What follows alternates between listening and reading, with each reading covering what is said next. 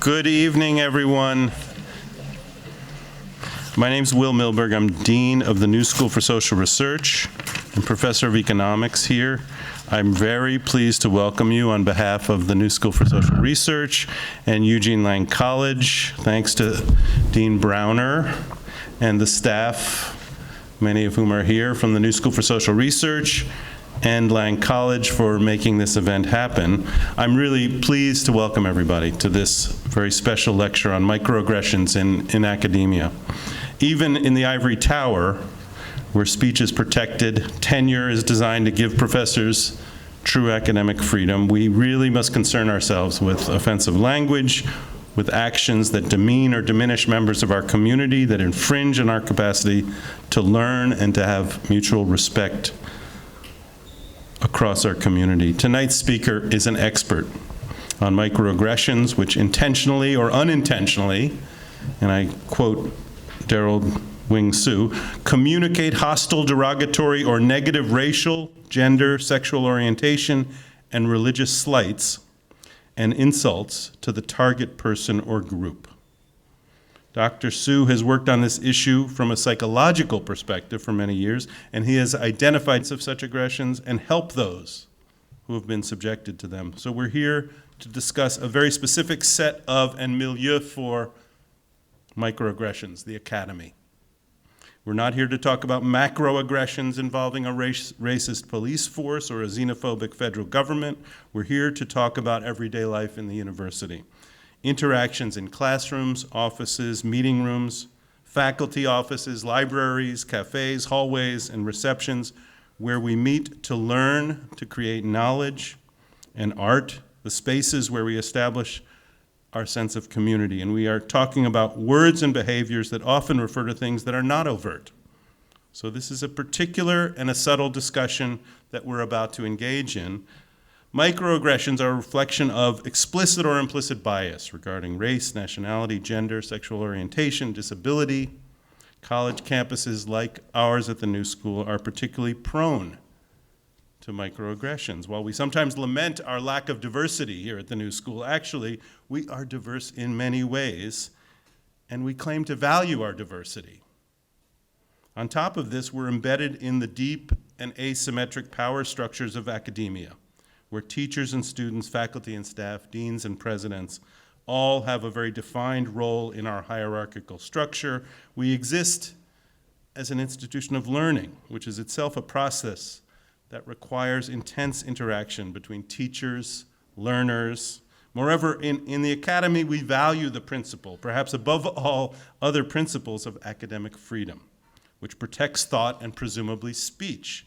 So how specifically are microaggressions in academia different from in other types of communities? Why is dialogue on microaggressions so difficult, even in academia, which prides itself on openness? How can we overcome our guardedness? Do microaggressions go in both directions between students and faculty? And how does the legitimate concern with microaggressions intersect with our concerns with academic freedom? The balance is very delicate. There are those who argue that all speech is protected, so that offensive language should not be restricted. Others argue that offensive speech acts hinder learning, can deprive people, even move people, force people away from the academy, and cause mental health, significant mental health impacts. The battle, and it's sometimes a quiet one, which is why I'm really glad we're here to be less quiet, is being fought right in our midst, and you are, of course, in the middle of it. Students, graduate students and undergraduate students, complain about offensive racialized language used by some professors in class. As dean of NSSR, I hear about offensive insensitivity to gender identity, even to international cultural difference, in a graduate school that prides itself on international diversity. Universities, including the New School, are increasingly diverse in terms of age, gender, sexual identity, race, nationality, and students are increasingly aware of and sensitive to the injustice of white privilege, of patriarchy, of heteronormativity, implicit racial bias, and nationalism. Faculty and administrators trained in an earlier era need to be tuned in to the current reality and to their own biases. This doesn't mean compromising on our academic freedom. but it may mean being aware of microaggressions and the damage they can cause, and in particular, their cumulative effect. And tonight's speaker has done important work, particularly on this cumulative impact.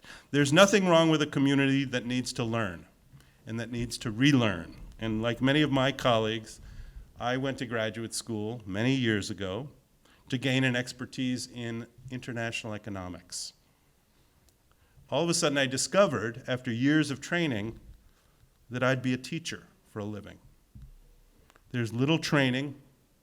There's almost no discussion of who the students are and how best to communicate difficult, nuanced, sometimes sensitive concepts.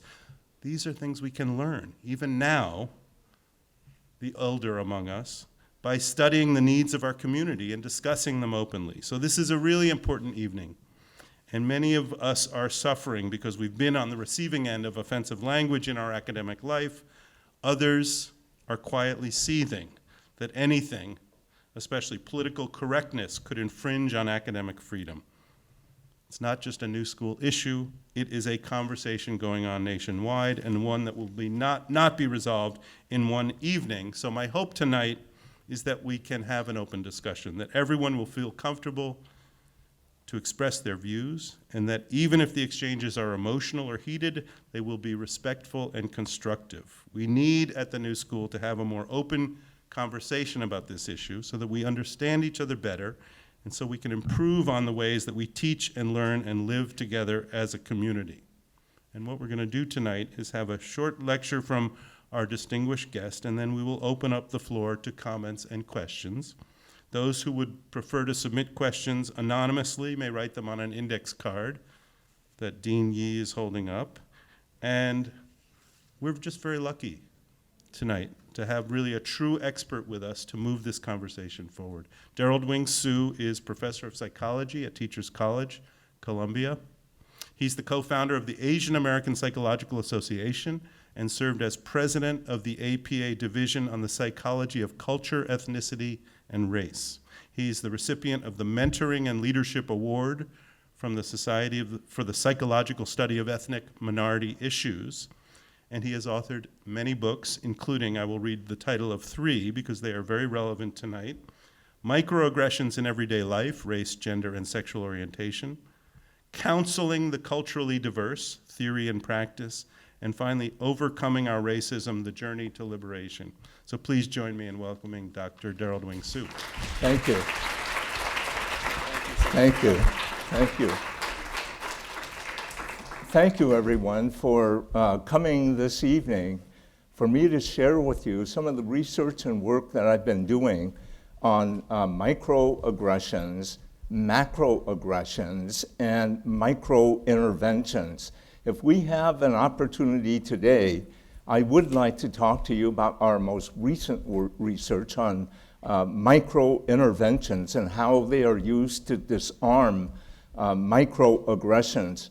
What are microaggressions? Well, microaggressions are the everyday slights, indignities, insults, and put-downs that marginalized group members experience in their day-to-day encounters with well-intentioned individuals who are unaware that they are perpetrating or engaging in an offensive or demeaning behavior towards the target individual. Tonight, I'm going to concentrate primarily on what led us to begin to think about microaggressions, which are racial microaggressions. But there are many other, almost any marginalized group member can be the recipient of microaggressions. There are gender microaggressions, sexual orientation and sexual identity microaggressions, religious microaggressions, disability microaggressions. Now, all of them share common social psychological principles in terms of how they operate, but their themes are quite different from one another. For example, women have themes of sexual objectification. LGBTQ individuals experience a very unique theme, which is sinfulness.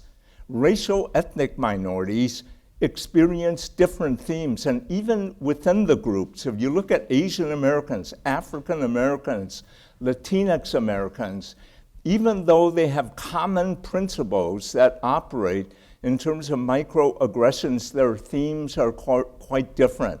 For Latinx Americans and Asian Americans, for example, a common theme is perpetual alien in your own country.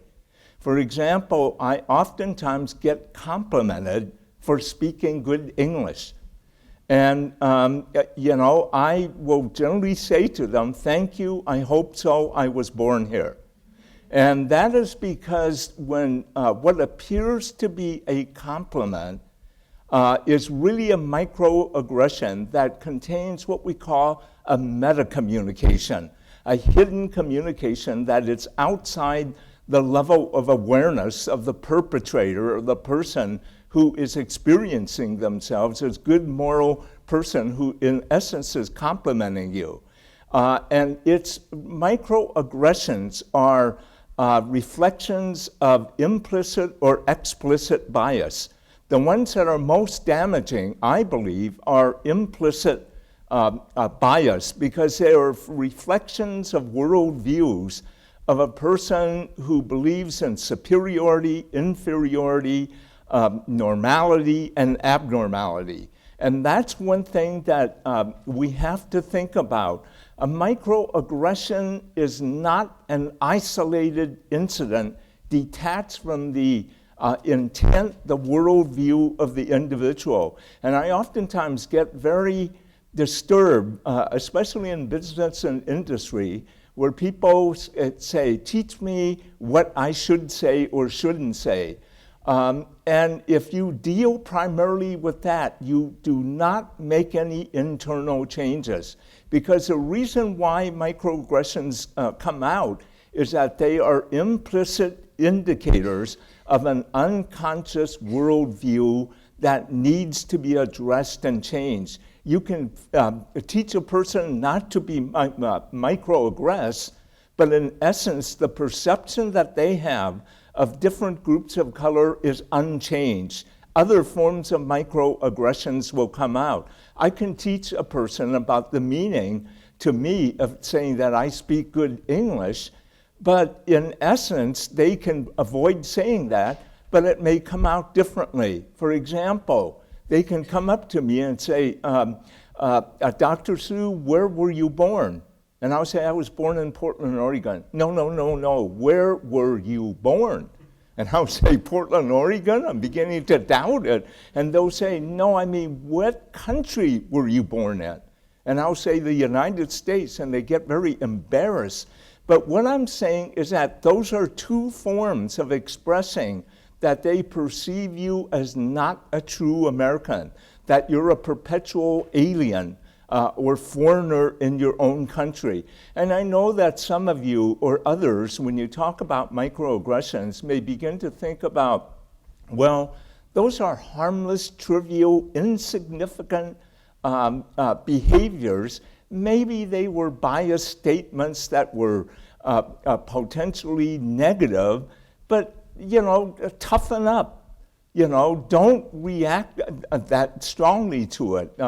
Give it up, Derald, and don't hold it against that person. They don't realize, as we will shortly see, that microaggressions are different from the everyday slights and incivilities, rudeness that other people experience.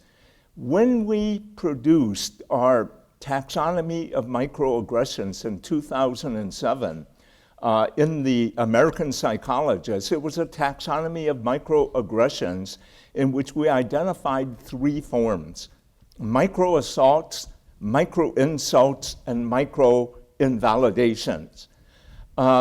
When we identified it and talked about the hurtfulness, these psychological impact that it had, many of my other colleagues throughout the country wrote letters into the American Psychologist saying that they disagreed with the concept. They said that our research team was making a mountain out of a molehill.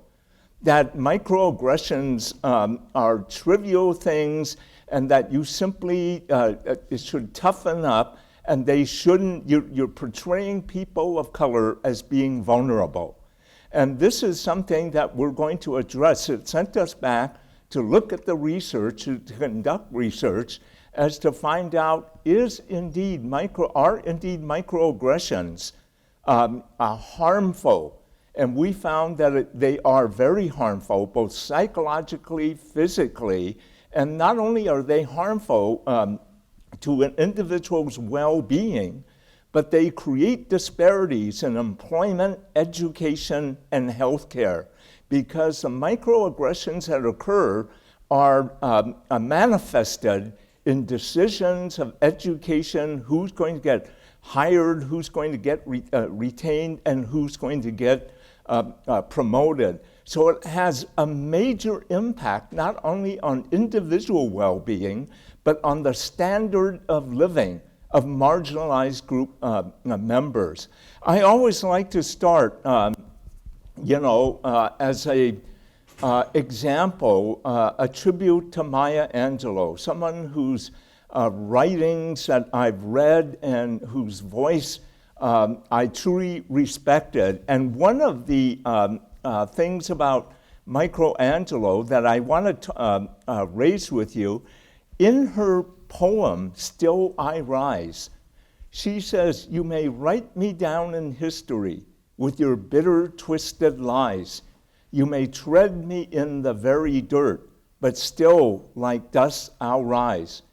You may shoot me with your words, you may cut me with your eyes. You may kill me with your hatefulness, but still like air I'll rise." Now, many people of color can relate to what she is saying. There are several important aspects. Maya Angelou never used the term microaggressions, but indeed that was what she was talking about. She spoke that she is not, many people who read this poem think that she's talking about the white supremacists, the skinheads, the Klan. And she does talk about them, but she is primarily referring to the everyday, ordinary citizen like you and me, who are experience, as I've said, ourselves as good, moral, decent individuals, but engage in harmful behavior and impact. She talks about the everyday, death by 1,000 cuts.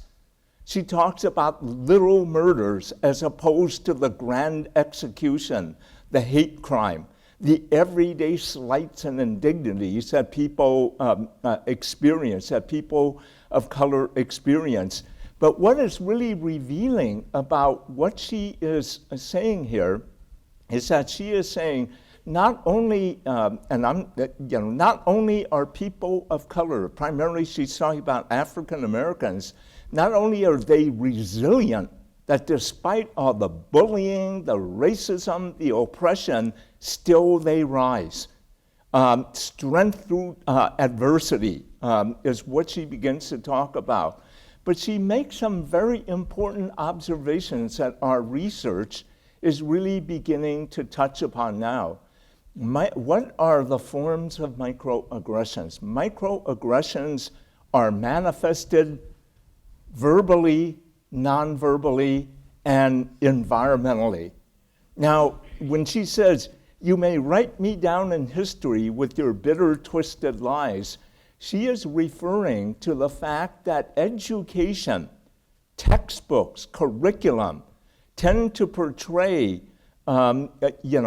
people of color as being pathological, lacking in values, and on, and that the textbooks that are used portray people of color as being pathological, or they ignore them. And people don't see the impact of this. And we can talk about two aspects of this. When, one of the things that I can give you as an example of a microaggression we are rephrasing it and talking it to be a macroaggression. And I'll try to give the distinctions, but it is very relevant to education. One of the things that we have been taught, and even though Lowen's work and lies, my teacher told me, gives the example of the fact that we were taught, and still people say it, that Columbus discovered America. Now, and this was, when I was a student, this was considered true. Everyone brought it. Columbus discovered America. If you talk to Native American school children, they know a completely different reality. In fact, they would oftentimes say that, how can we be discovered? We were never lost. In fact, if history is accurate, it was Columbus who was lost and thought he discovered the continent of India, and named the indigenous people Indians. Now, this is where there are two aspects.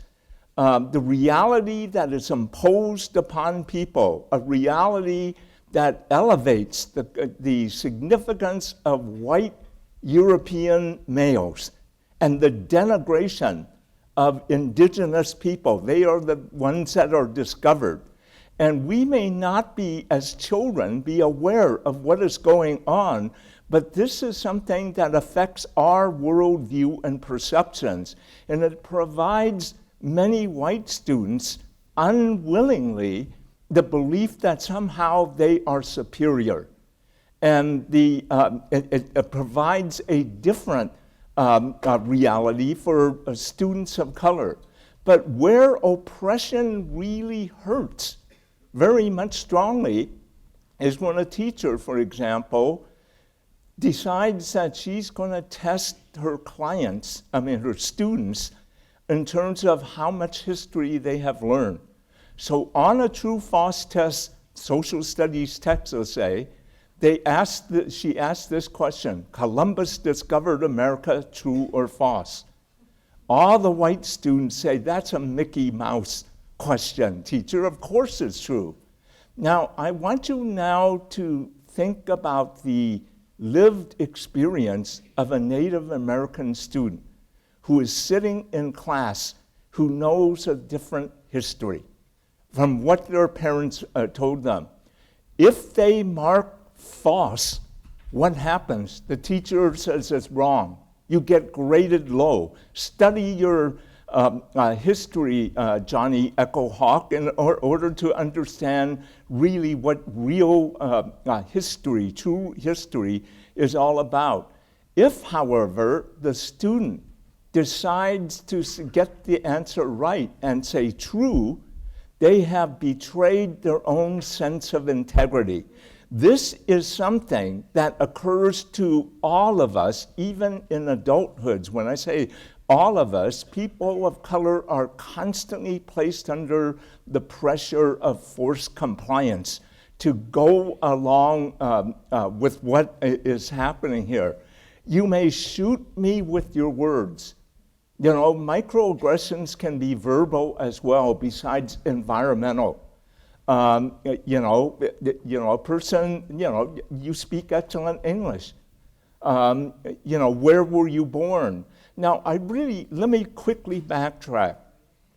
Those complimenting me for speaking good English and asking me where I was born is not necessarily a microaggression. But even Freud at one point said something like, even a cigar can be a cigar.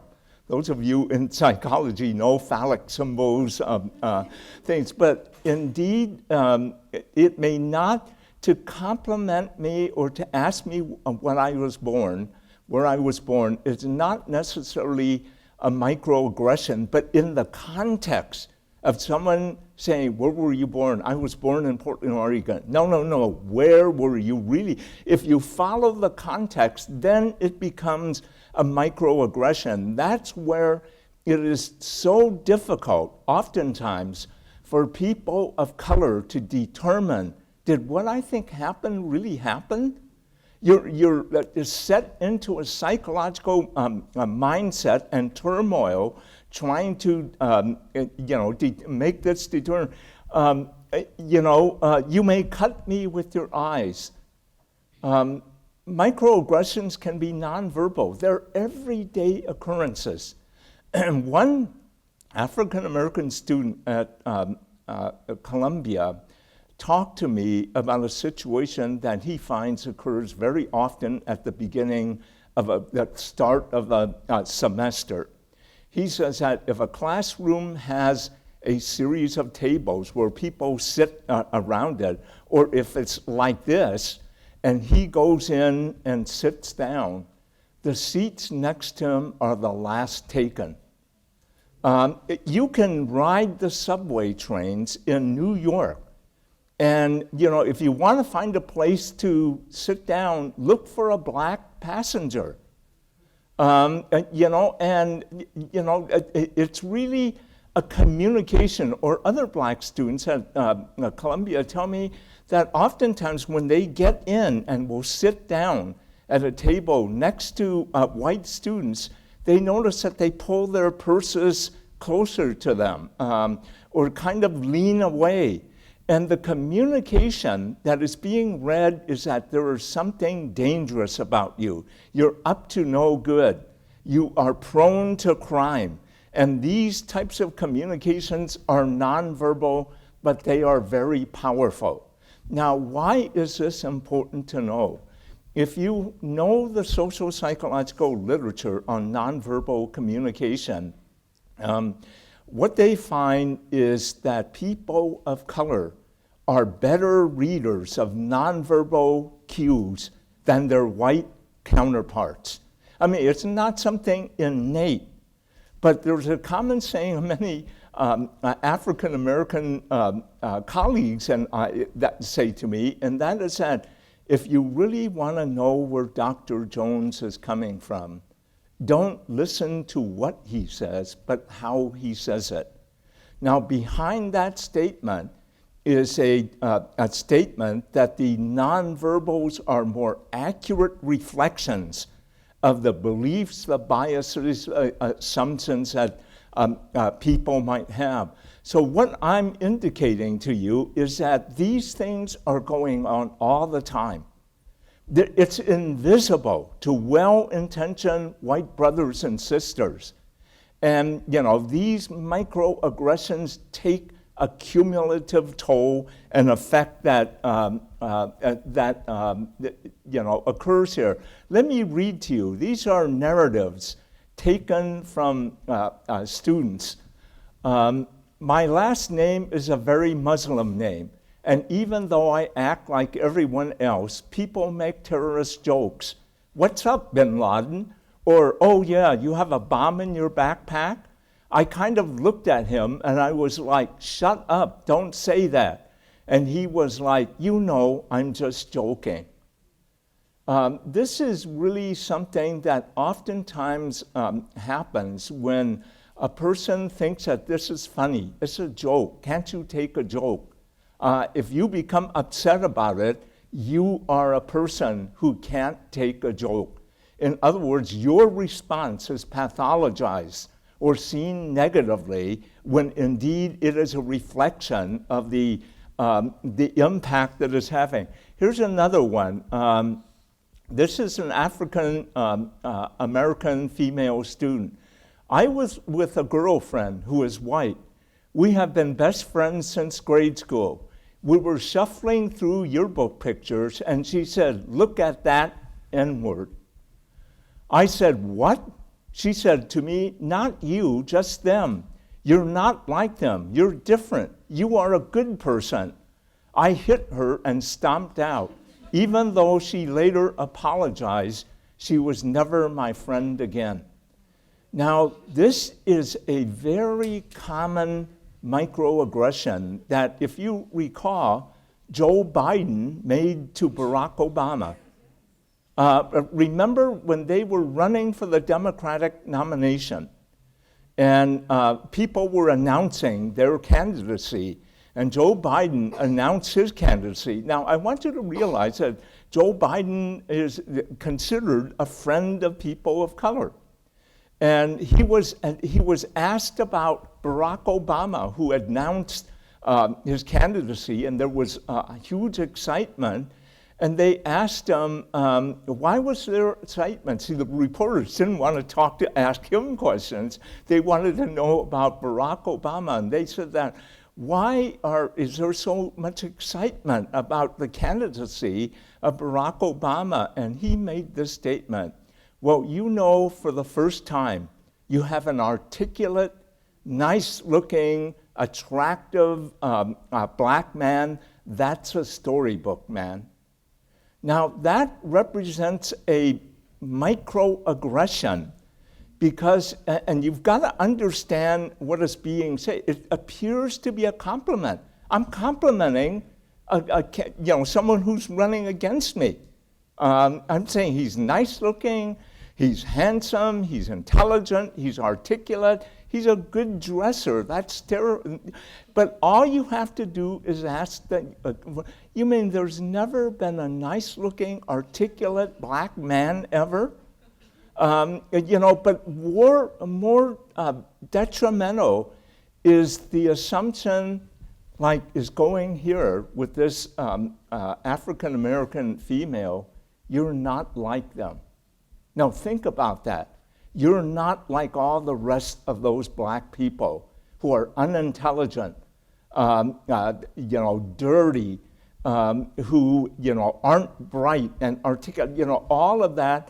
It allows a person to cling on to the image of one group having all these negative qualities. So this is something that even people of color, they know they've been offended. Joe Biden did not know why groups of African Americans were so angry and upset with the statement that he made. And it oftentimes happens in classroom. If a black student gets up and makes answers a question, a professor may something like, John, that was a most articulate and bright answer that I've ever heard. And why would the black student get upset? Because it may represent a microaggression in the sense that I'm shocked that a black student can be so articulate and bright. And again, I say you have to see it in context.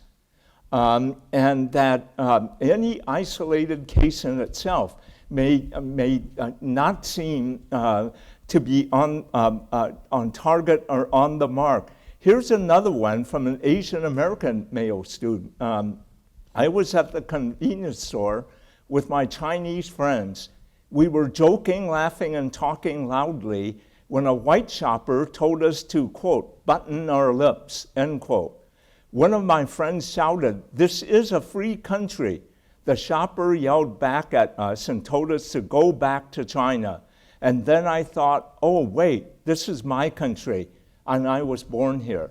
Again, this goes on quite frequently. If you don't like it here, go back to Africa.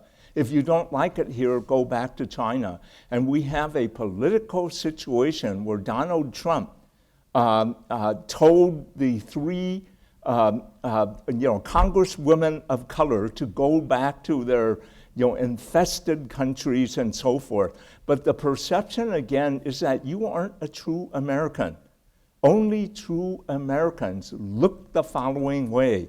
And this is powerful. Here's one on the effects. This is a Latina student. It seems to never end. You're different. You're stupid. You don't belong. You get angry but have to hold it in. How does it make me feel? It hurts a lot, especially if it comes from your friends and even your teachers. Explaining doesn't help.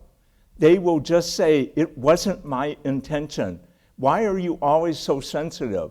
Can't you take a joke? And I can't say anything because I am so emotional. I don't want them to see me cry or they'll think that I'm weak.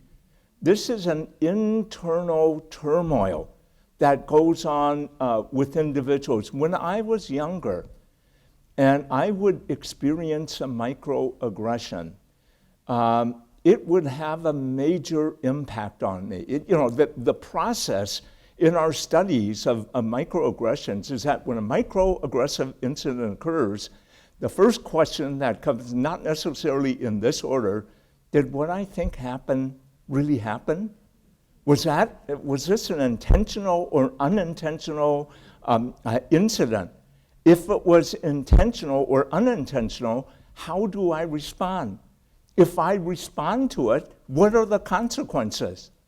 Now, this gets into the whole thing where when R.D. Laing, an existential psychiatrist, once asked the following question to mental health providers: is schizophrenia an unhealthy response to a healthy society, or is it is it a sick response to a healthy society, or a healthy response to a sick society? What I'm getting is that oftentimes the reactions that occur with people of color, getting angry, and what happens is that you're caught in a double bind. Your responses to microaggressions are pathologized. You're seen as the angry black woman, the angry black man, an insensitive or oversensitive, paranoid individual, a crybaby, a sniveler.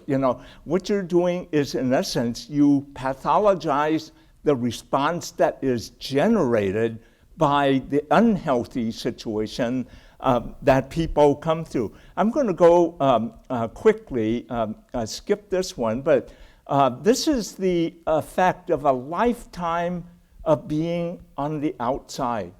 This was a individual that a participant in one of our group studies, and he says it this way. This is an African American.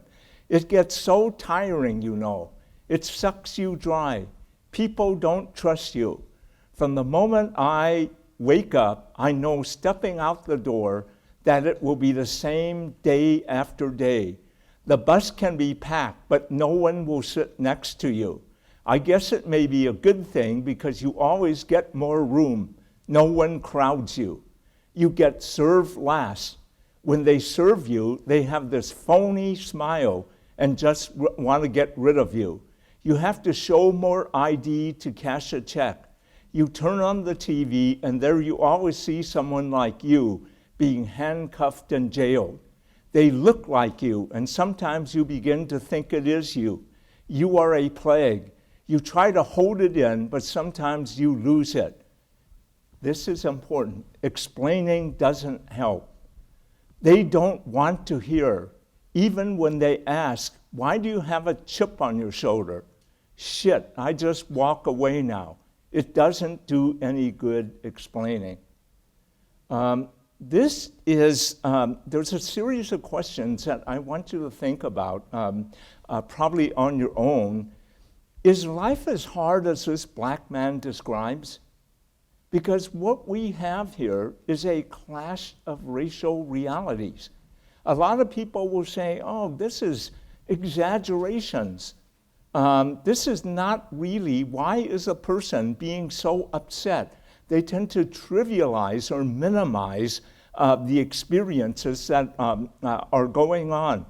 The question, is he oversensitive or paranoid? Is he right in concluding that others don't want to listen to his explanations? Now, this last question has led us to begin to research racial dialogues. We have a book out called Race Talk and the Conspiracy of Silence. And what we find is that many well-intentioned individuals, even though they may ask questions, why are you so upset? Why are you so angry? Don't want to hear your answer. Because when you provide the answer, they will deny it.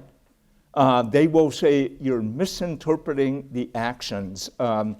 And we begin to ask the question, why do people not want to hear the answer?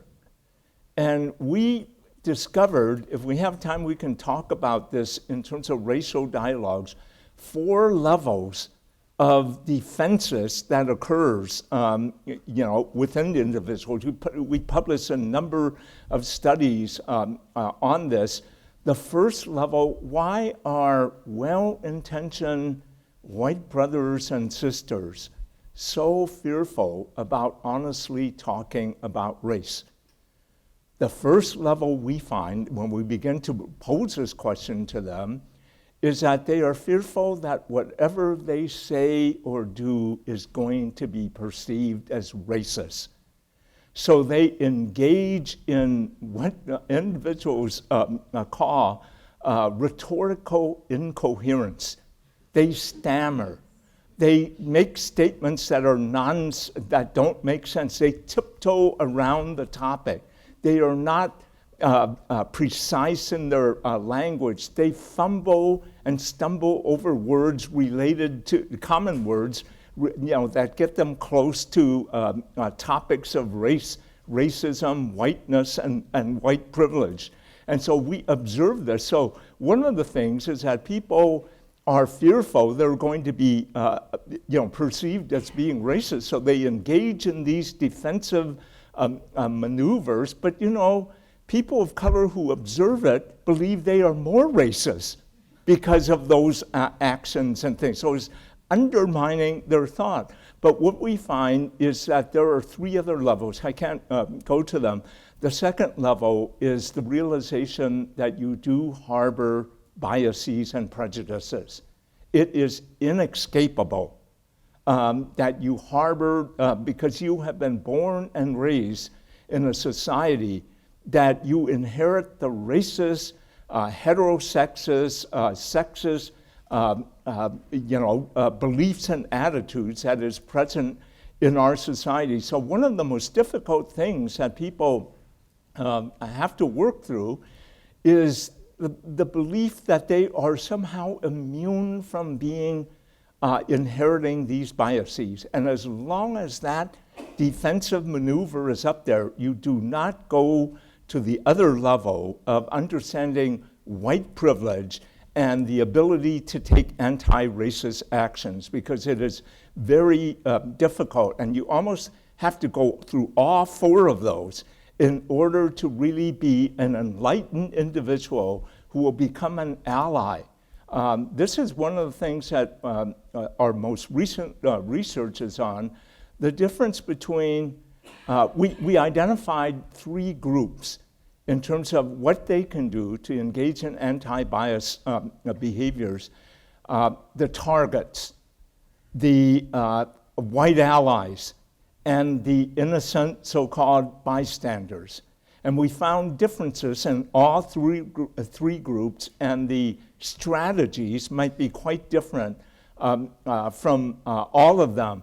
But this is something that I want you to think about in terms of looking at this things. This is a definition of microaggressions. They're brief and commonplace daily verbal, behavioral, or environmental indignities. They can be intentional or unintentional, but they communicate really put-downs, indignities, slights, primarily because you belong to a marginalized group in this society here.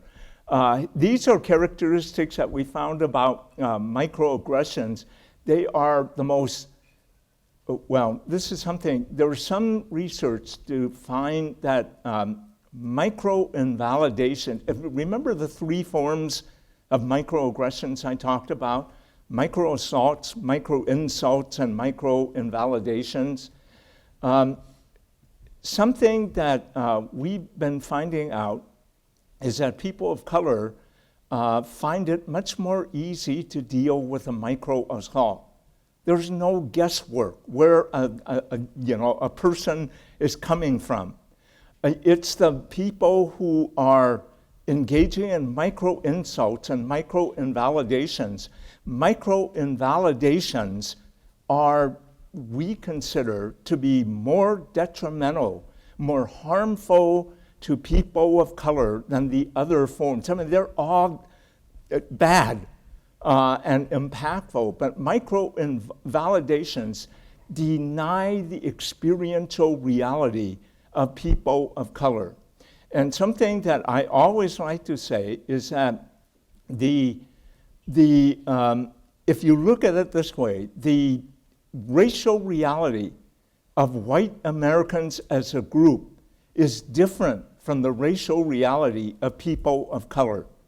I'm not saying, that there are variations to this, and I don't want to stereotype, but the racial reality of people of color sees things, and people always ask, whose reality is the accurate reality? And this is really an important question, because people will say, oh, we just differ in our belief. That's not true. What social psychologists have done in terms of oppression, discrimination, is that they have found that groups that are most disempowered have the most accurate perception of reality than those groups that have power. And it makes sense to me if you begin to think about it in this way. If you are an employee of color working in a large corporation, you really have to understand the thinking of white individuals, co-workers, in order to do well. White people don't need to understand people of color in order to do well in that particular society. The same situation with women. For women to do well in a male corporate society, they have to understand the thinking of men, but men don't have to understand the thinking of women in order to advance and do well.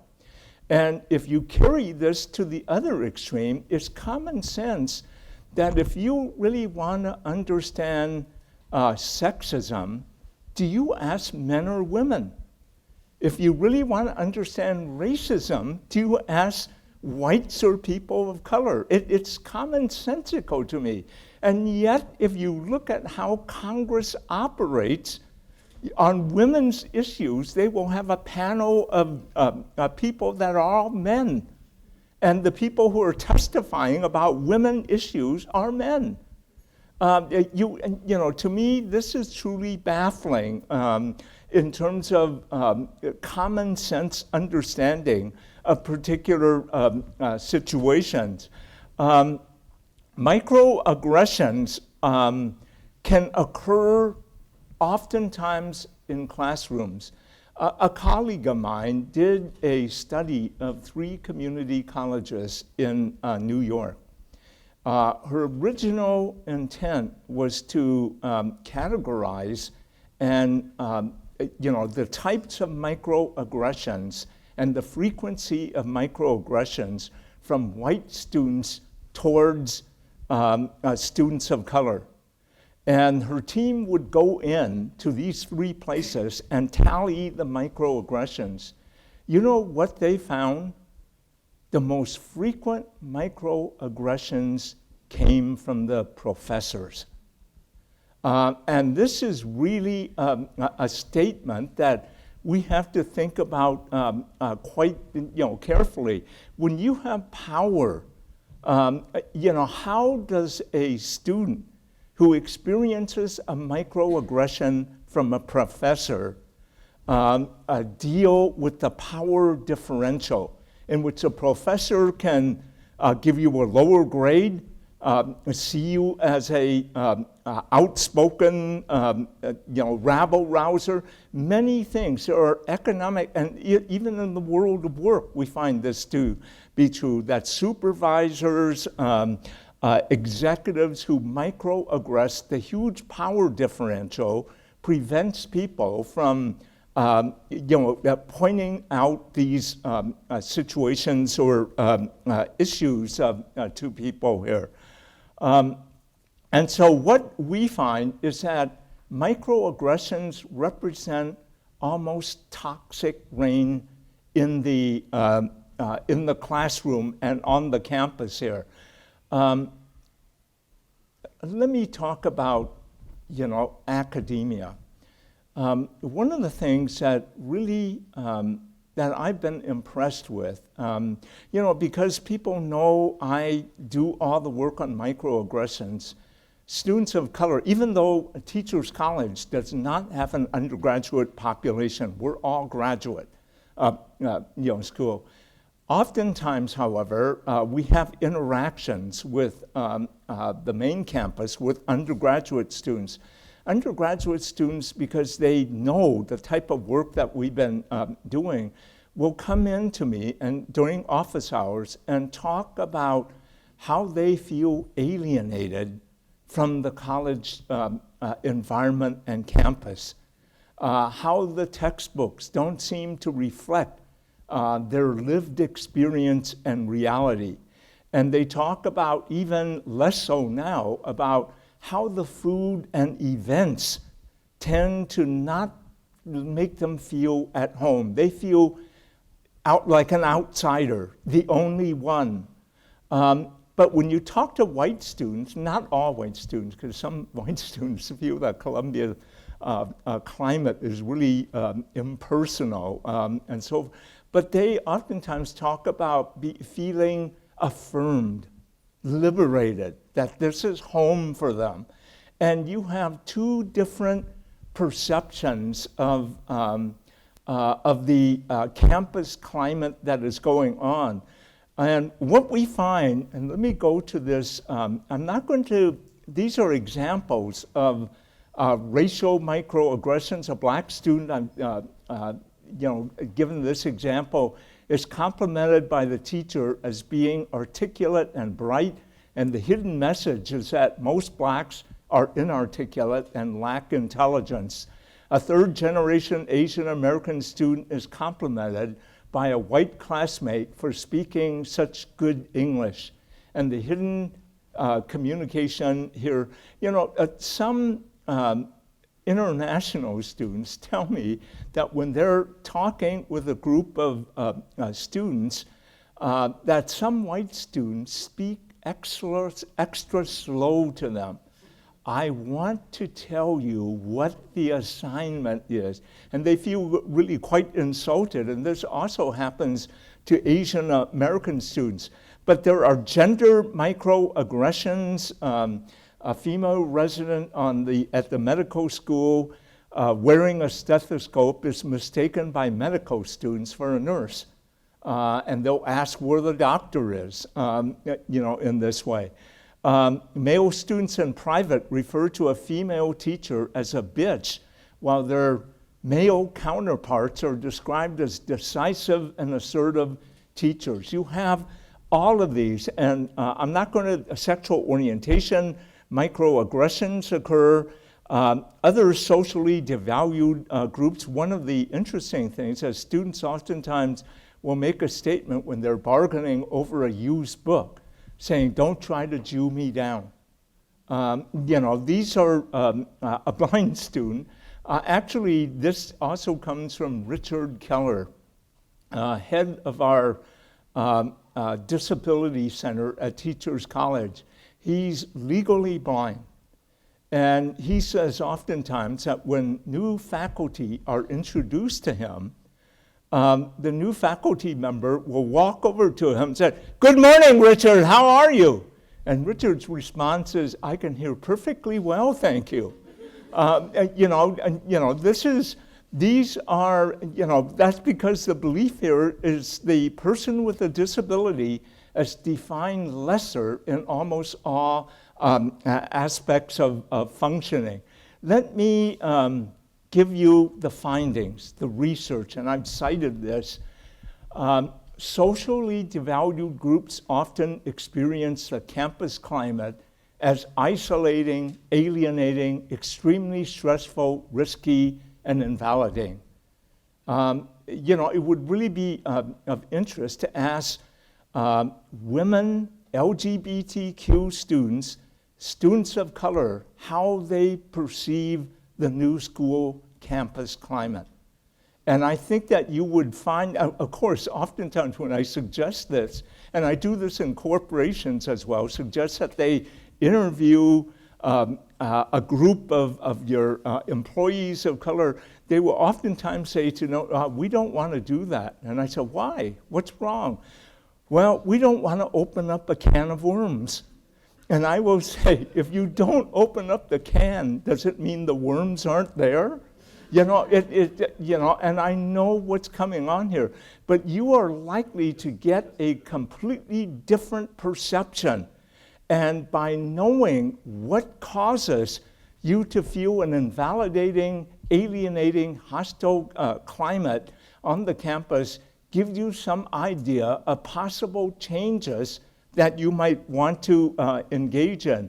They are more likely to experience being the only one that leads to feelings of isolation and loneliness. And this generally occurs the higher up you go in the employment or the graduation thing. You know, I was asked several years ago, maybe more than several years ago, by Harvard University to do a 1.5-day workshop for all the deans of the college. And as I was being introduced by the moderator, I scanned the room of deans. It was a whole program that Harvard did, 1-week program. Those are my grandkids, I think. Let me silence it. I mean, sometimes they're in California, and when they get off, they keep, they'll send me, no, I won't describe it. You know, well, where was I? You know, I was standing, it was a 1-week program that was titled, How to Make Harvard a More Welcoming Environment for Faculty and Students of Color. And it was a week-long event. They had ethnic celebrations, food, town hall meetings, videos, and my role was to work with all the deans of Harvard. But as I was standing in front of them and being introduced, I scanned the room and they all appeared white. White males especially. There were white women, but they were associate or assistant deans primarily. So when I got up, I said that as I stand before you today and scan the room of faces here, I may be wrong, but you all appear white. You can't imagine how uncomfortable they were shuffling their feet, trying to understand. And I said to them, do you know the communication you are sending to prospective faculty and students of color? And I said, there are 3 messages. One of them, you're not welcome here. Secondarily, if you come here, you won't be comfortable. Third message, intended or not, if you persist in coming, there is only so far up the ladder that you will go at Harvard. As a student of color, you may not graduate. As a faculty of color, you may not be promoted and tenured. And so what I'm saying is that this experience of being the only one is a powerful message that is an environmental microaggression. And again, most people don't see it. I mean, this whole group of deans, I'm sure they're kind of aware that we're not a diverse administration, but they don't realize how powerful this has on the lived reality and lived experience of individuals of color here. Let me go, they lack mentors who possess knowledge of the minority experience. In other words, the new school and almost all institutions may have a student service, a student affairs, a counseling center. And it is very important that you have people who understand the lived reality and experience of people of color. And when you have a counseling center, for example, they used to at Columbia, where, you know, there were white counselors, they were all PhD or social work individuals, well-intentioned, talked diversity, but they were unable to tap the lived experience or reality. And oftentimes, and this is something in my field in terms of multicultural counseling and therapy, many well-intentioned white helping professionals will profess colorblindness. A person may come in and say, geez, I'm not doing well, or can you really understand what it's like to be the only Latinx student on this campus? And the helping professional, in an attempt to reassure the person, say, I'm sure I can. I've worked with many Latino students before. In fact, I believe that we are individuals. We're all individuals, or we share a universal identity. And there is an avoidance of tapping or touching the group identity level, which is race, gender, sexual orientation, because of hang-ups that are occurring. And they don't realize, this is one of the things that we have found out, why students of color, terminate or not return with sessions of the staff. And that's primarily, they will go away when saying that Dr. So-and-so just doesn't understand when I'm talking to them. More damaging is when they say to me that, after I got out of that session, I felt worse than when I went in. And there is a sense of silencing and oppression that does not allow the person to talk about their racial, cultural factors here. They have, their contributions and scholarship devalued and considered illegitimate. This goes to the heart, not only of students. We conducted studies at Teachers College in which we had a group of faculty of color, a group of white faculty, a group of white students, and a group of students of color. And this was a study of 4 different groups in which we were trying to identify intersecting themes. The first thing, what we were trying to do was study why is it so difficult for people to dialogue on race. And these are 2 findings that I want you to realize. We found that almost all difficult dialogues on race was triggered by a racial microaggression in class. And we found something else, that while the professors and students of color could recognize what was causing the difficult dialogue, white students and white faculty as a group had great difficulty understanding what creates the difficult dialogue. They knew something was wrong. They knew that there was tension that was going on, but they could not put their fingers in terms of what was going on.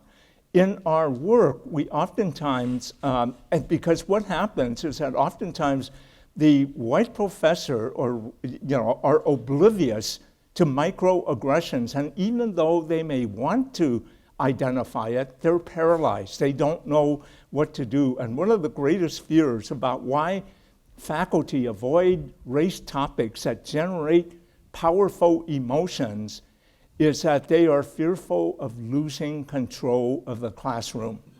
They are fearful that this will become the classroom from hell, and that students will storm out, go to the dean, go to the president and department chairs, and complain that the such and such did this, and it really creates a turmoil. So what do professors do? They table the discussion. They avoid the topic. They will oftentimes say to someone, calm down, let's respect one another and talk about this in a logical, rational way. And what they are failing to recognize is the characteristics of difficult dialogues on race and the need to deal with embedded and nested emotions and feelings. That dealing with race is not simply a cognitive or intellectual exercise. You have to be skilled in terms of dealing with the emotive reactions that come out and allow them to be expressed. But you know, when I was going to graduate school, I was taught that emotions are antagonistic to reason. It's irrational. And what other things that we're finding up is that that's a white Western perspective that is not necessarily shared by 3/4 of the world. African Americans, for example, believe passion in presenting or talking about a position is a representation of authenticity. That their white brothers and sisters who talk about being objective, removed, are inauthentic. And oftentimes I see this occur in the class. I know what you're saying, but what are your thoughts? And there's a difference. In Western culture, you are the spokesperson for a position, but among many African Americans, when you engage in a dialogue, you become an advocate. And so you have this clash of communication styles that are occurring in the classroom, and it varies with different groups. A control of strong feelings is often associated with Asian international students. And oftentimes professors misunderstand that this restraint of strong feelings is not repression, is not lack of interest and involvement in the classroom. You know, a lot of different things become important to look at. They have their racial or gender identities assailed. Derald, why are you always talking about Asian American? You're unique. Or we're all human beings under the skin. And they don't realize that they are negating an important aspect of my racial cultural identity. One of the sayings that I really like is not my saying. To be colorblind is to be color mute. In other words, if you, and you know, by the way, you cannot be colorblind. Developmental studies indicate that from at about 3 months to 6 months, infants can determine differences, and they study it through eye movement and eye contact. And two of the most distinguishing characteristics that infants point out is race and gender. They note those so that, you know, things that I don't see color, I know what someone might be saying, but that's not true. And oftentimes people are fearful to talk about race, culture, ethnicity, because they're going to get into hot water, and they're fearful, again, of being labeled a racist. So they engage, they pretend not to see color. They engage in what I call strategic colorblindness in their interactions with others. And, you know, this is really an important issue. When you don't see color, you deny the racialized experiences of people of color.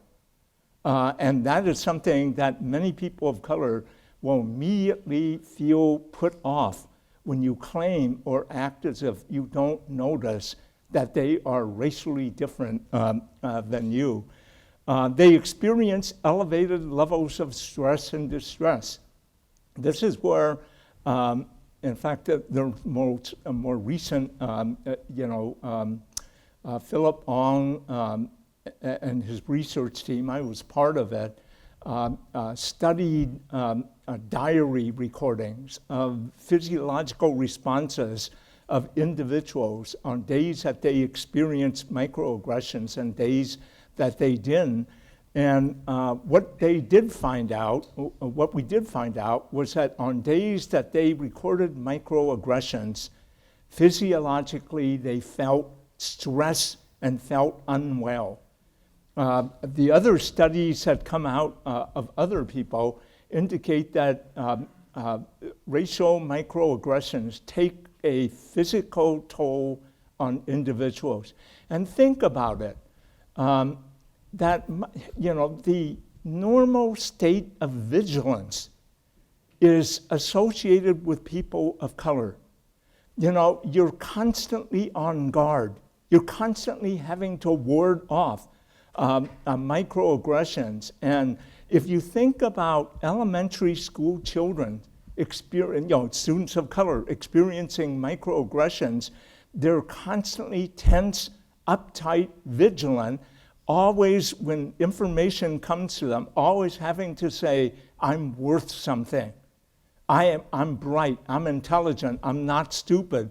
And when you think about, and this is what one researcher called racial battle fatigue, the constant onslaught of warding off microaggressions take a heavy toll on the individual physically. They're subjected to biased classroom evaluation and grading decisions. One of them, for example, if you consider to be class participation an important aspect of getting a good grade in class, you have to understand that there are a lot of students from different cultures, especially international students, where verbal participation is not something that they're used to. So as a teacher, you're going to have to change alternative ways of reaching them. Otherwise, you are imposing a method of teaching and evaluation that oppresses individuals. And lastly, to have many more students and teachers question their qualifications, intelligence, or judgment. And this goes to the heart of professors. Now I know what I was trying to do. I sidetracked. I was talking about professors of color experiencing microaggressions, which they do in our study. One professor of color said that at the beginning of a semester in a course, he went in and started lecturing. And several white students, female students, kept thumbing through their book and saying, raising their hand, I can't find that in the textbook. And he saw it as if a white professor would have given the same presentation, it would have been accepted here. And that's what, or one teacher told me that when he would explain a concept, a science concept, to some students, and he was an African-American professor, he found that that student went to a white professor in the science department to make sure that that was correct. I mean, these are constant slights and indignities that are good on. This professor, by the way, says that I ward off microaggressions now. I will come in and tell them where I got my doctorate, the research that I have done, and on in order to establish credibility that makes it less possible for them to undermine his intelligence and authority. I'm going to skip this because I do want to leave a half hour for let me go over this. This was a finding that I share with people because one of the things that happens is that I've been talking about microaggressions affecting the psychological and physical well-being of an individual. Microaggressions are also related to inequities in education, healthcare, and employment. And I can look at this and ask you the question, white Euro-American males are only 33% of the population.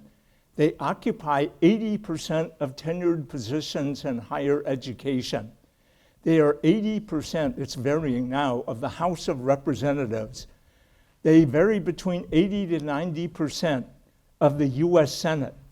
They are 92% of Forbes 400 executive CEO level positions. Shortly, the New York Times is going to come out with a list of the 100 most highly paid CEOs. Every year they have this annual issue, and if you look at it, they're all primarily white men.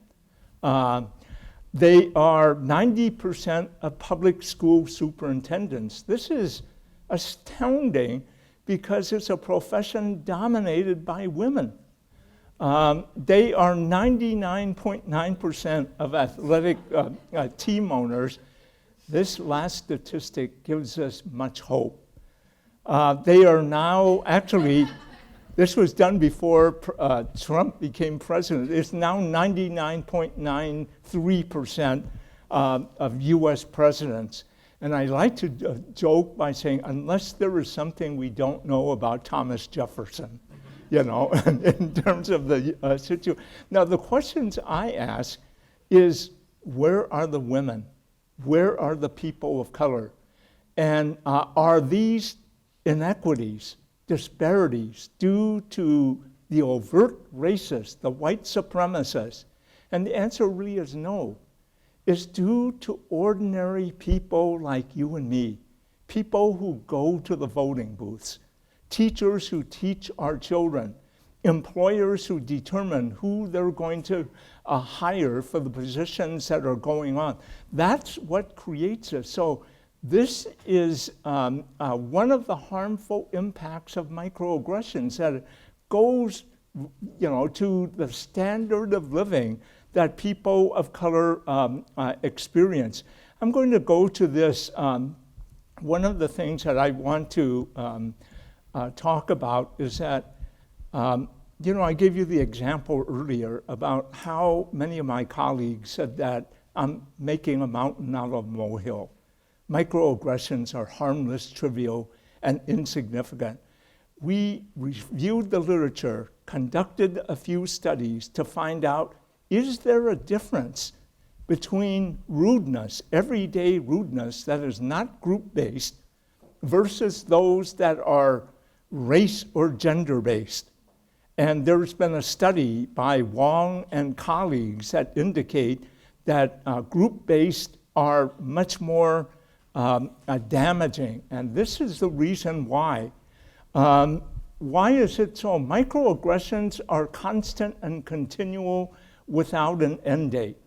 An everyday rude clerk that you encounter, after the rudeness, you're angry and uncomfortable, but it's over.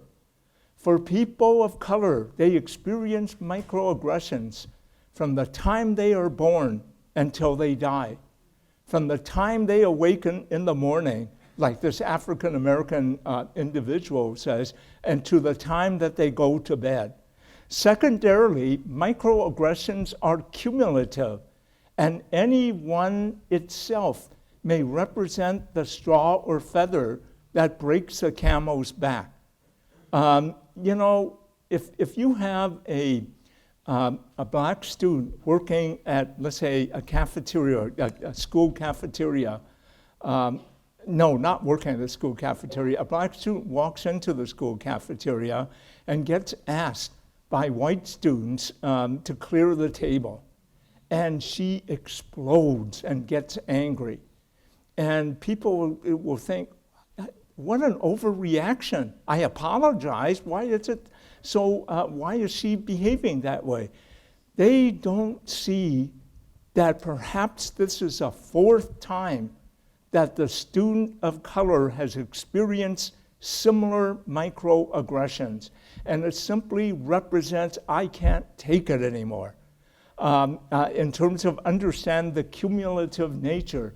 And that is one of the things that many of my white brothers and sisters doing research on racism don't realize that it's a constant, continual experience that people of color have, not just a single isolated incident. Years ago, when we had racist graffiti written on the Columbia restroom stalls and everything, the administration came out and condemned those acts when students of color objected and formed groups. And during the town hall meeting, the dean who ran the town hall meeting, said that these are isolated incidents. We condemn them. And one black student got up and said, when you have hundreds of isolated incidents going on, when does it become the rule rather than the exception? And that is the point here that we need to look at, that it's a continuing aspect here.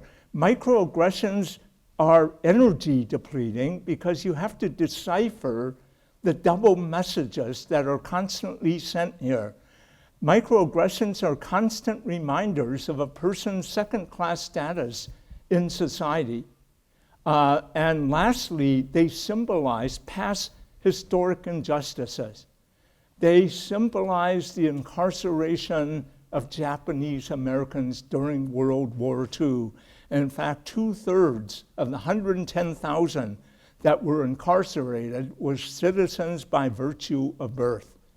They symbolize the taking away of land of Native Americans. They symbolize the enslavement of black people from Africa.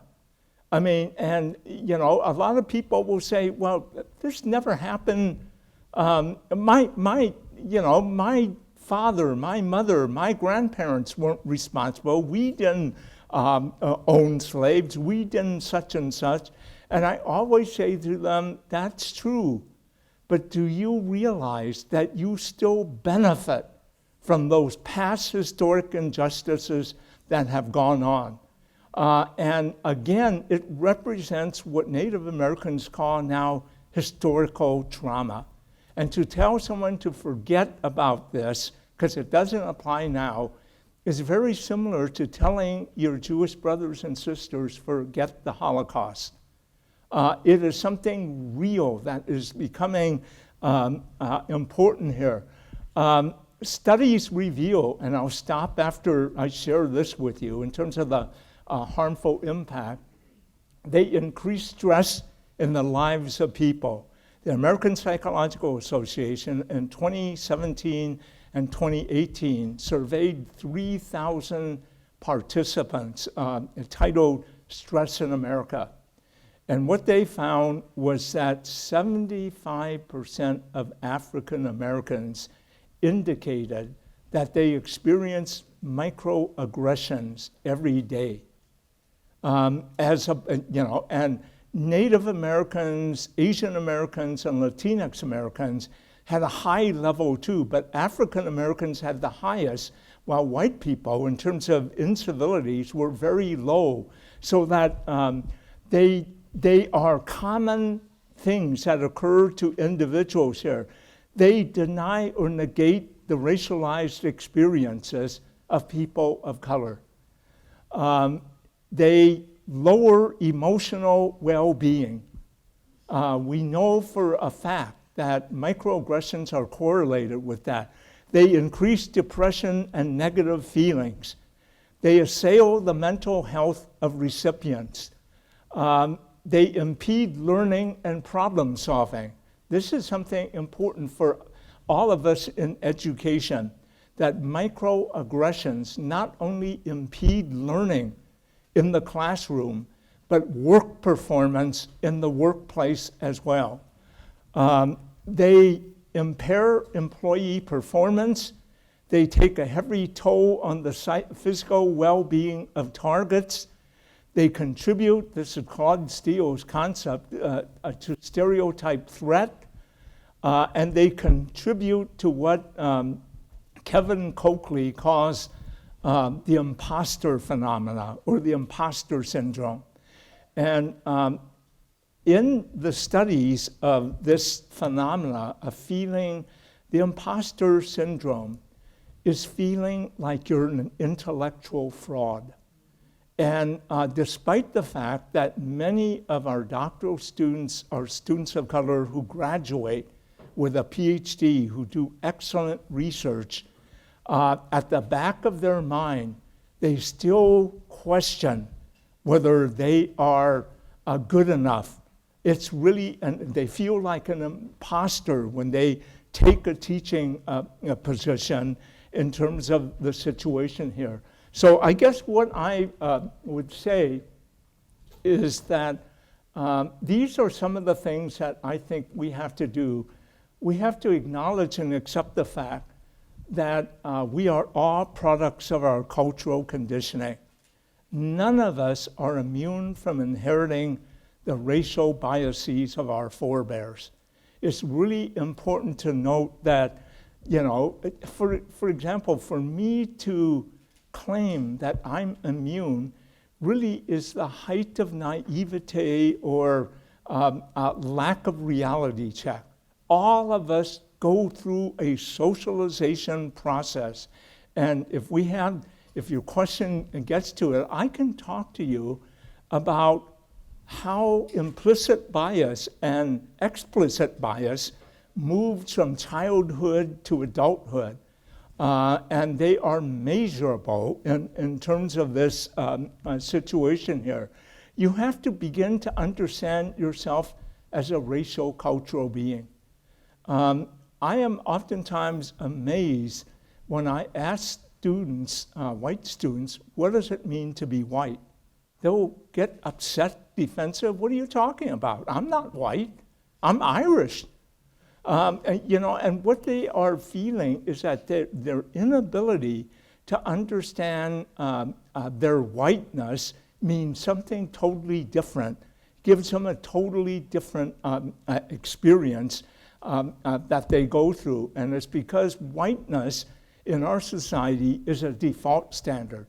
If I ask Black students, Asian students, Latinx students about what does it mean to be a Latino, a Latina, they are able to talk about it. And this is one thing I find a major obstacle. I will frequently ask white students, you know, when I get up in the morning and I look in the mirror, you know, I'm shaving, I know I'm Asian. I know that I'm Asian American. And I ask white students, when you get up in the morning and look in the mirror, do you say, geez, I'm white? No, you don't. And, you know, it's because everything around you is invisible. And it's this invisibility that oftentimes creates a situation where you engage in oppression with other people. You have to be open and honest about your vulnerabilities. You know, I'm not going to read these statements from people. You have to monitor and make sense of your emotional reactions. Why am I getting angry? Why am I getting defensive? I skipped the emotional. Do you see how optimistic I was in terms of getting to this? The last thing I'll end with is that everyone commits blunders. No one is immune.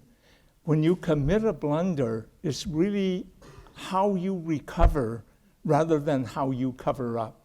If I commit a blunder, in fact I did a couple of weeks ago, a racial blunder with one of my students, you know, the immediate reaction you oftentimes have is becoming defensive. And it is very different to be open to the feedback. And that's what I really want to do. I never want to be dismissed when I commit a racial, gender, sexual orientation blunder without an opportunity to understand what it is that I did and, in terms of this issue here. So I'm going to stop there. I think we have about 25 minutes or so. Thank you. Thank you.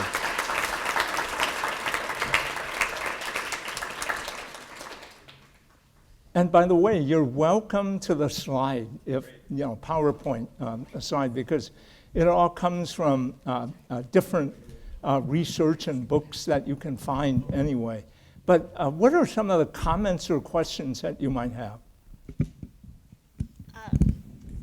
Dr. Sue, thank you for being here. And I want to say thank you for your work and your research as a black woman, when I was an early PhD student, it was the words that I had to give to my white professors at my PWI to say, there's more to the story, right, about how we do this work. I'm a counseling psychologist by training, and so this has been foundational to me, and it motivated my dissertation, and et cetera, et cetera. Anyway, thank you. You've been seminal to many of us, I think, throughout the country.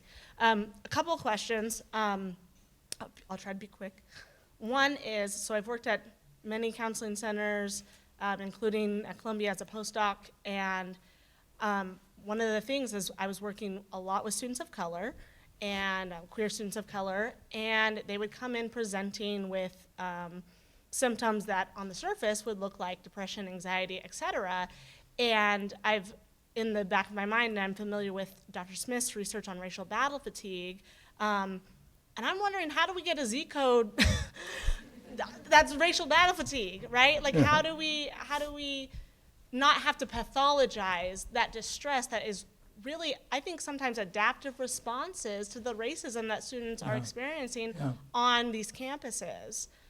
That's one. And two is, on that note, a lot of our faculty of color, staff of color, are doing the work to sit with our students of color, doing emotional labor, extra labor, where their white counterparts are publishing, writing, speaking, and advancing their careers, while faculty of color are spending a lot of times on open hours that extend to 3 or 4 hours during the week instead of 1, or being on committees for outside of their department because students just want, please just have one black faculty on my committee. So I don't know if you have any thoughts about it.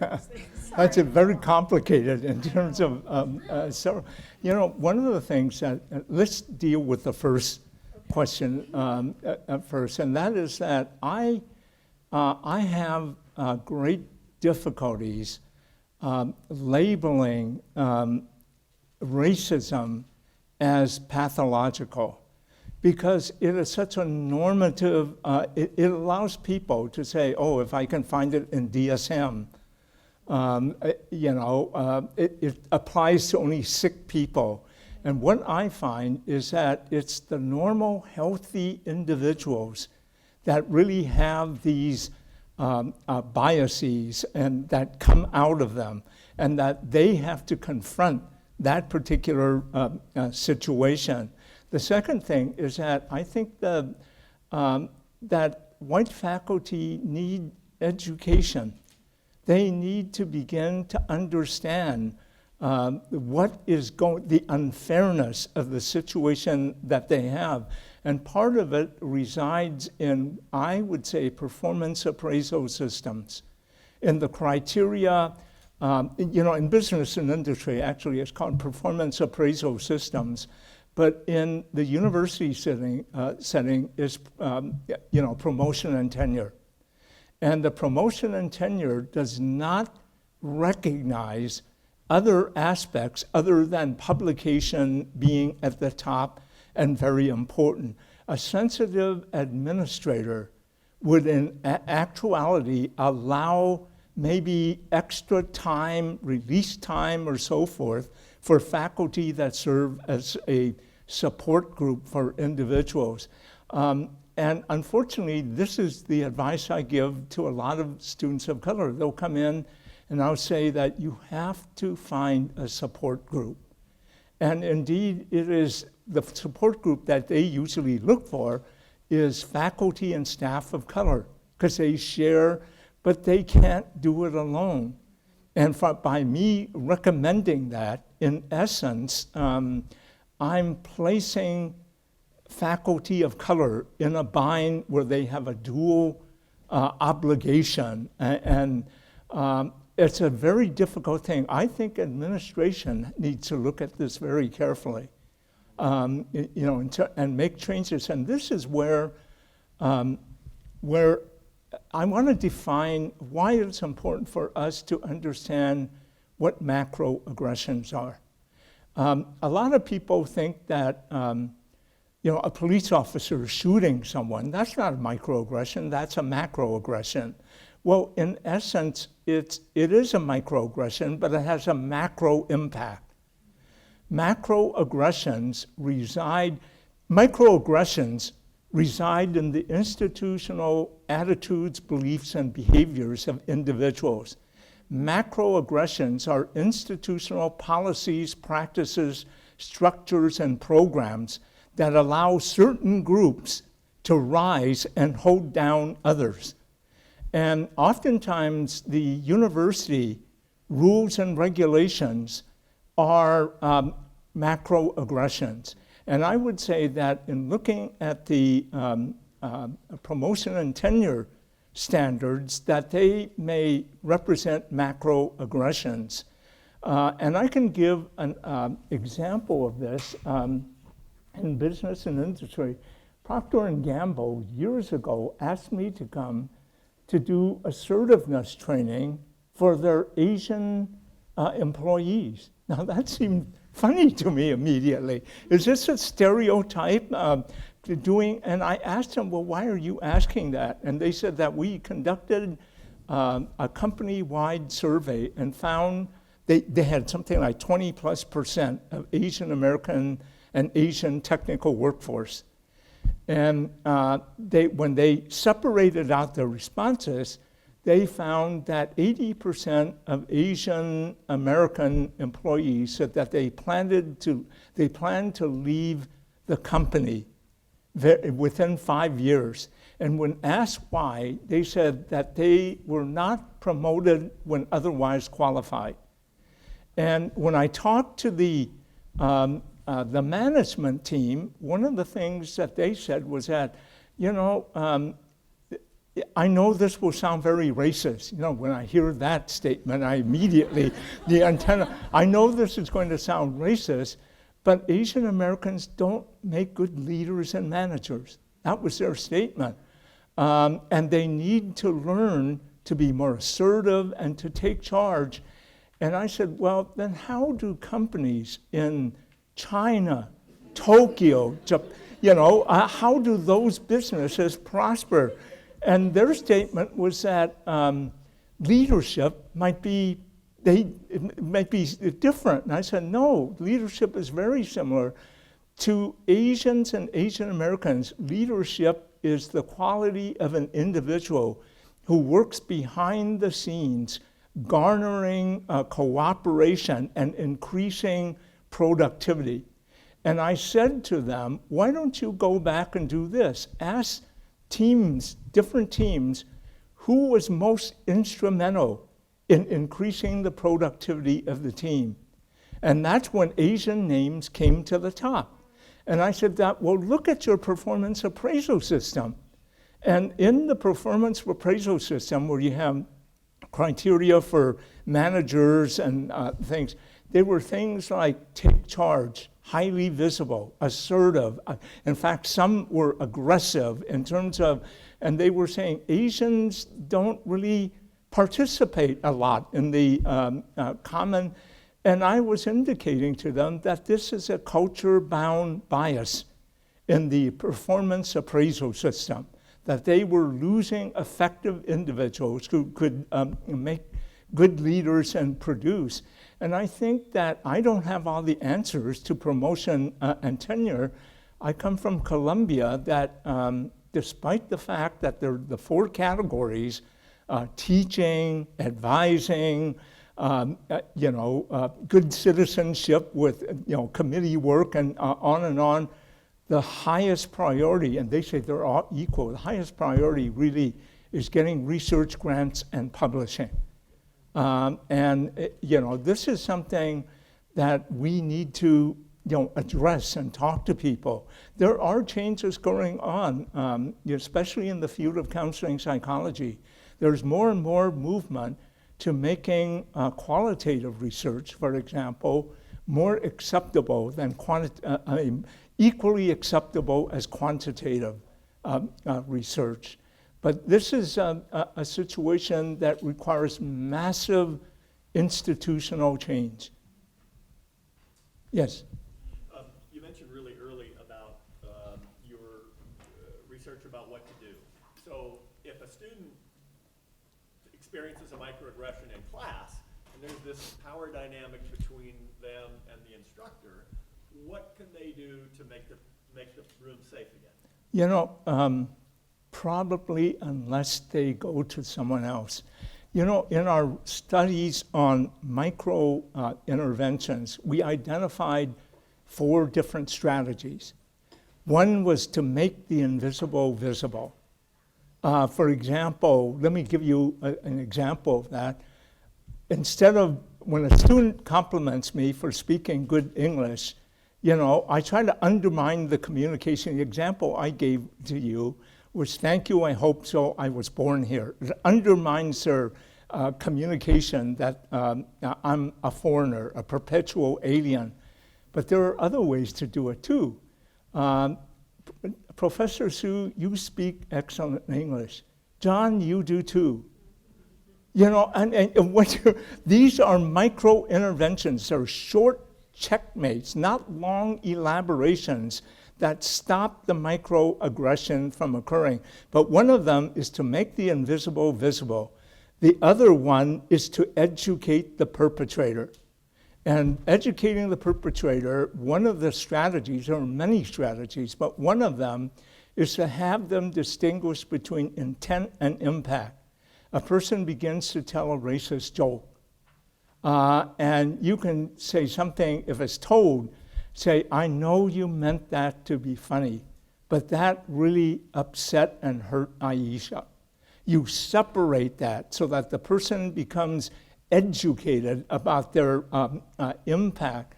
The third one is to disarm the microaggression. You know, it's a direct frontal attack to end it. And again, it can be very simple. Those people are always like that. Ouch. You know, it's, let me tell you a joke about, quicksand ahead. I don't want to go there. So there are a lot of strategies. The fourth one that I think is perhaps most effective when power differential exists is to seek outside support and help. It is really asking a lot for a student to confront a professor about a microaggression unless that professor you believe is very open to it. You know, I told you about 3 weeks ago, I did a microaggression.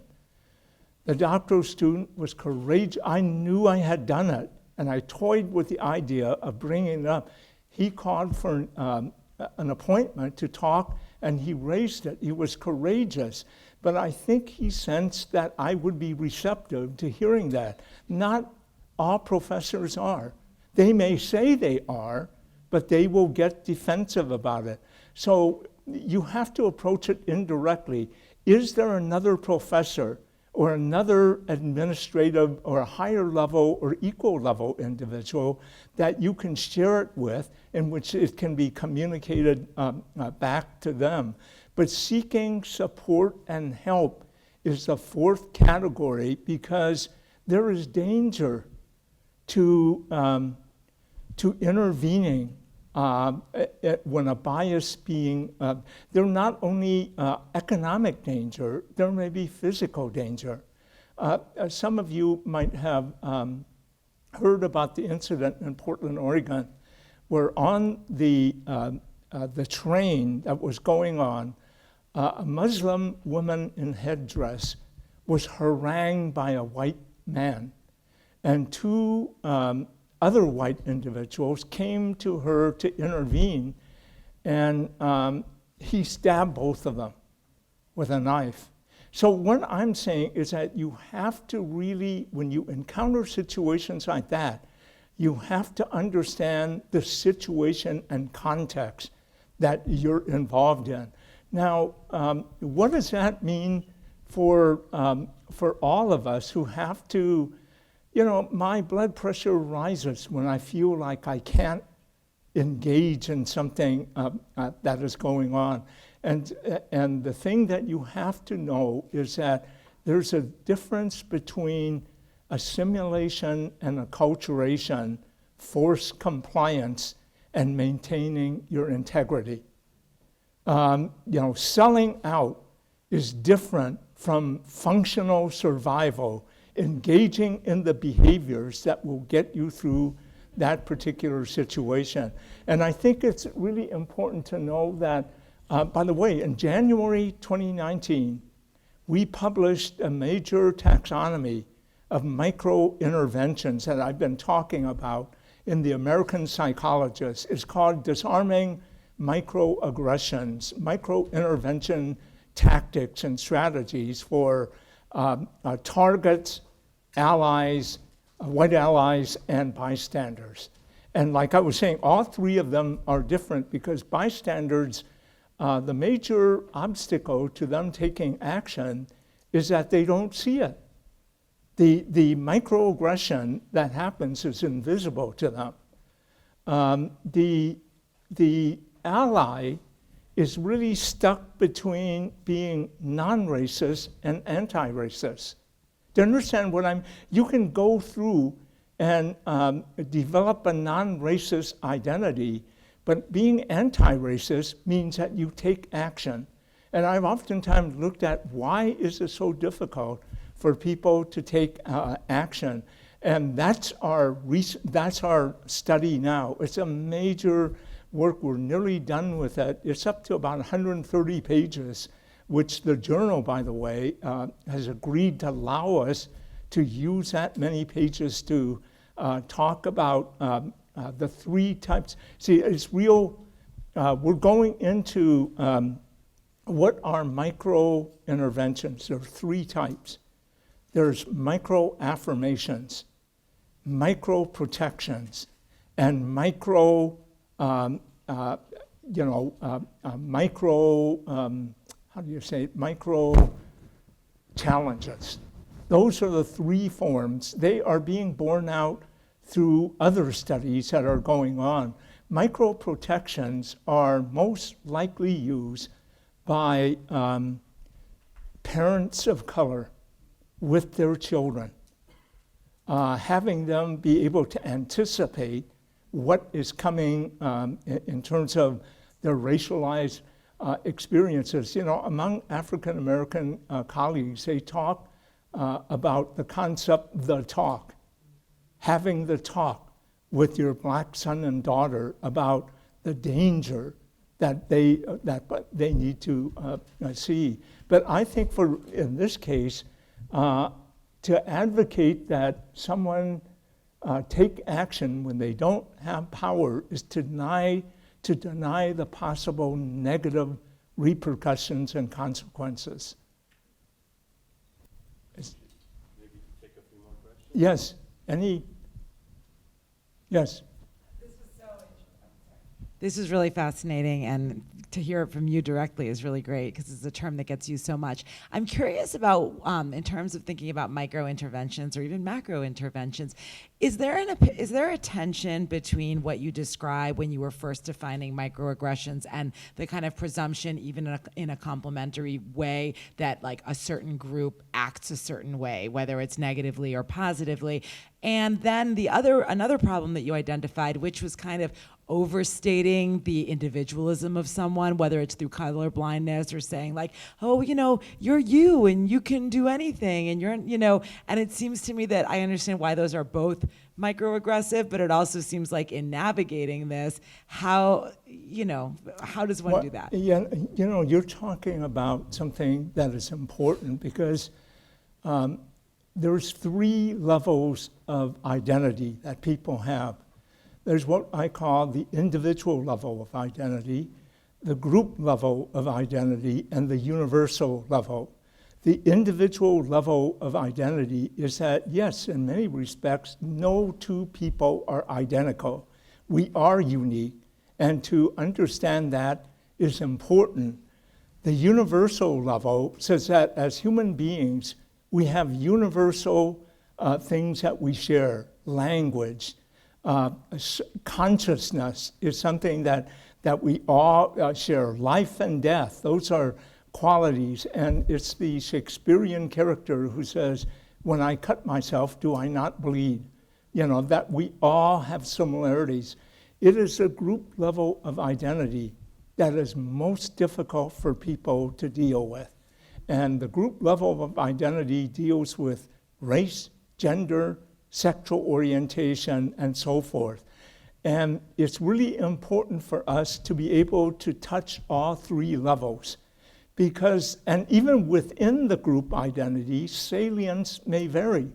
You know, we have multiple identities.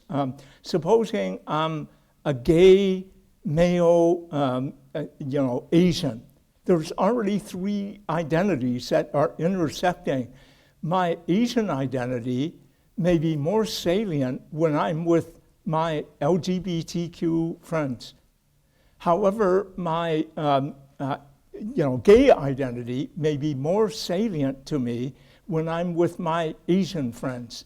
And it is very difficult. But I know when one of my identities is being dismissed or being avoided or negated. And that's the impact, not the fact that the person who says we're all unique, we're all individuals is wrong, but I sense that they are negating another aspect of my identity. Maybe you could collect a few so we get them in. Pardon? Maybe you could collect 2 or 3 so that people Okay. get a chance to. Okay. Hello. So you mentioned the multicultural event hosted at Harvard University that you Yes. participated in. I was curious to know how can people of color express our concerns about microaggressions without perpetuating this issue of effective labor, which, if anyone doesn't know, effective labor is when people of color are given this burden to educate white people on their racism, when essentially white people created racism and they're the ones that are supposed to be unlearning these systemic injustices. How can, without perpetuating this issue of effective labor or educating white people on their racism? Yeah. You know, it's unfair, but really what I sense is that people of color will always be the racial conscience of America. And we don't even have to say things about it. Our mere physical differences pricks the conscience of white America. And I think that if you look at the history of racism and racial movements, it has always been people of color who have taken the initiative to put this to the forefront. It doesn't mean that white people should avoid responsibility. They have responsibility, strong responsibility. But like I was saying, what am I doing? I'm going around doing workshops, teaching classes, and training.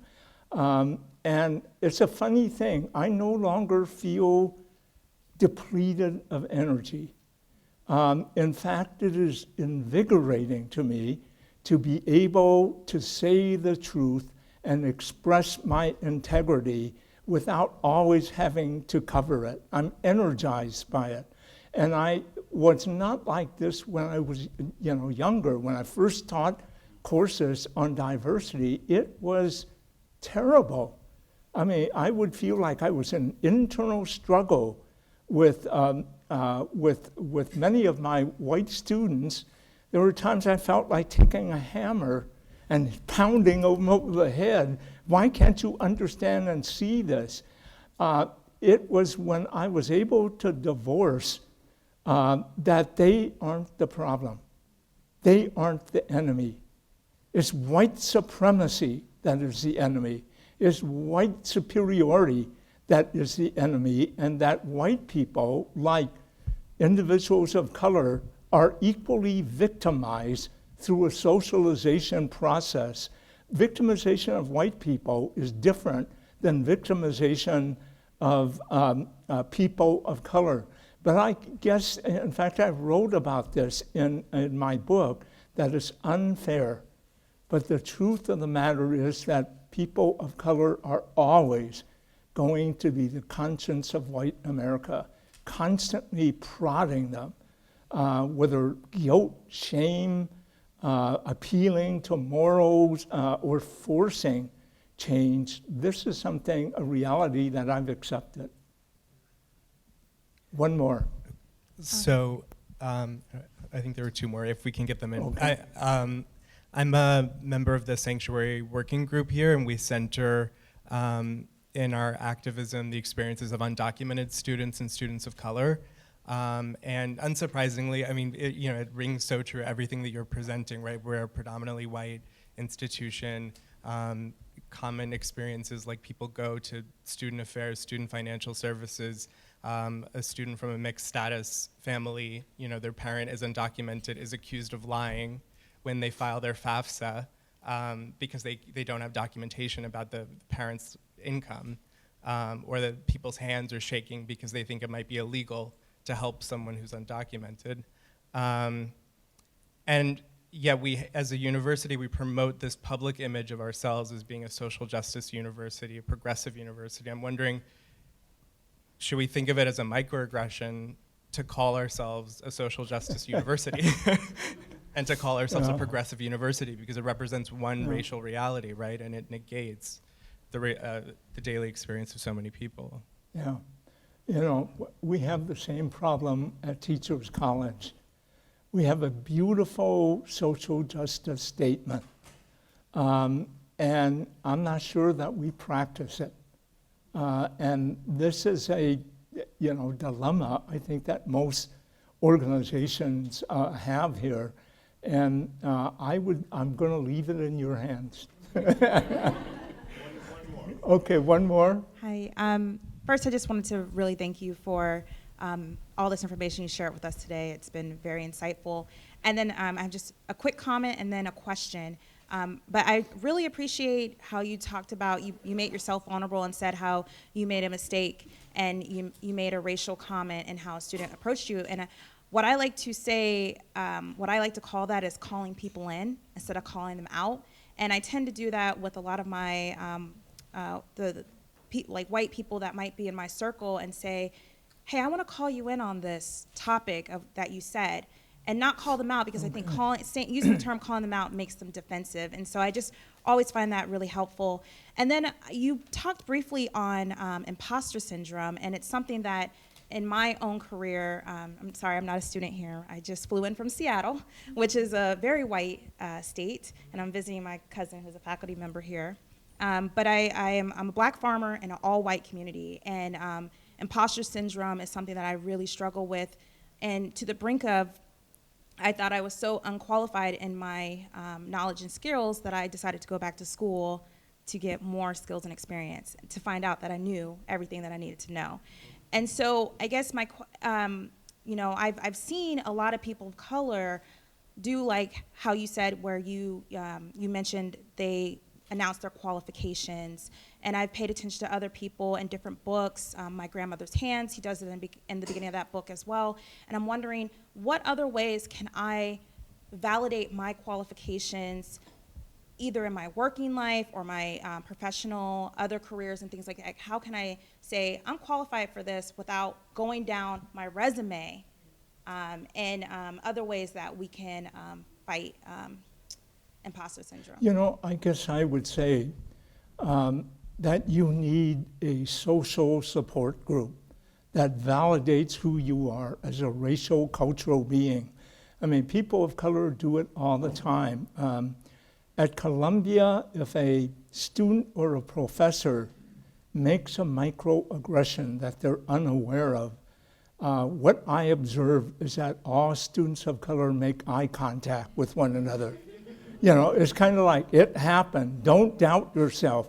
And so the other thing about the language, when I talk about microaggressions, I'm not telling people of color anything new that they don't know already.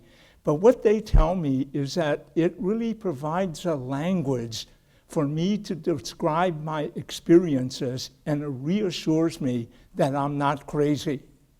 And the converse of that many white people have difficulty accepting, is that they know they've said that, but they don't see it as microaggressions. And the concept of microaggressions in language makes them very uncomfortable.